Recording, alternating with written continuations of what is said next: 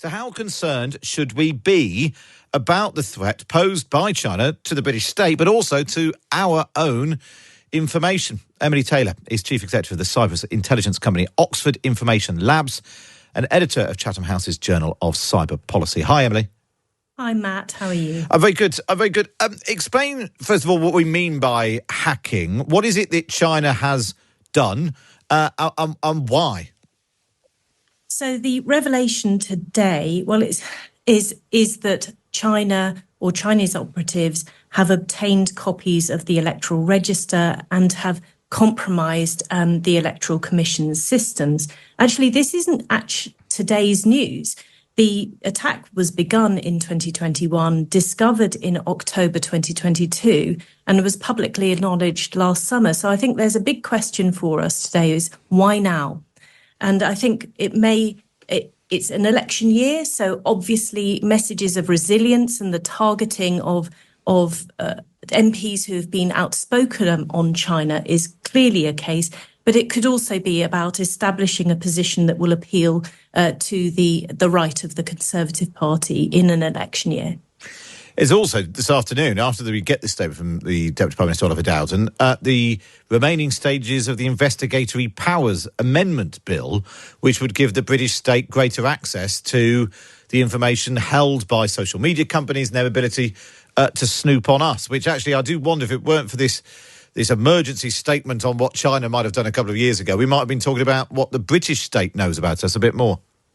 Well, clearly, the role of states in relation to information and data is a very challenging issue. I think the one aspect that I would say is that the background in China concerning rule of law and the accountability of the state for its actions is very, very different, as is the respect for human rights. I'm not saying for a second that every state has got, is covered in roses on this aspect. It's a really difficult issue and one where states have historically not shown much restraint.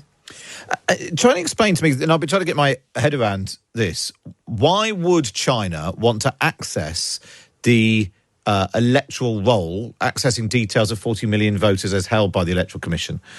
Information, it's essentially names and addresses, which is the electoral roll widely and publicly available to lots of commercial and political parties in the UK.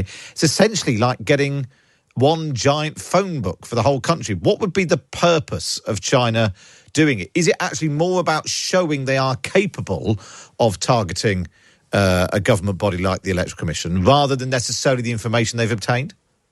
Matt, that's a great question, and I've been puzzling over the same thing because, as you say, copies of the electoral register are publicly available. OK, there's a difference between getting the whole thing in bulk and getting it on a query-led basis, but this isn't the most secret information in the whole world.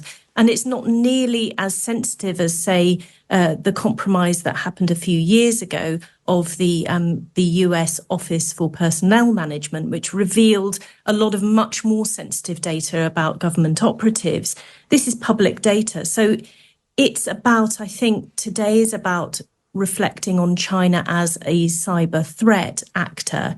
And I think that a very important advisory that came out last month that has been widely overlooked in this came from the National Cybersecurity Centre, working in partnership with other Five Eyes partners, talking about the widespread infiltration of the systems of critical infrastructure by Chinese operatives in a way that didn't look like just standard espionage, much more about positioning for future attacks. And I guess this is part of the whole narrative that we're seeing is remember that China is a really complex actor. It has aspirations to be a cyber power, but our systems, our economies are so deeply enmeshed with China's. It's very difficult to sort of cut yourself off from Chinese technology.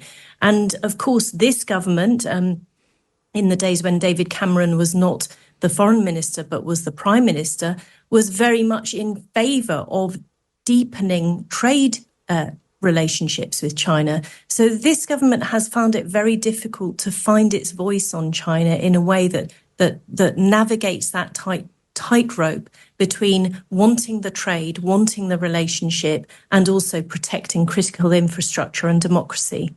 Emily, really interesting that. Thank you so much for that. Emily Taylor there from Oxford Information Labs and editor of the Journal of Cyber Policy at Chatham House. Well, one area of society with a lot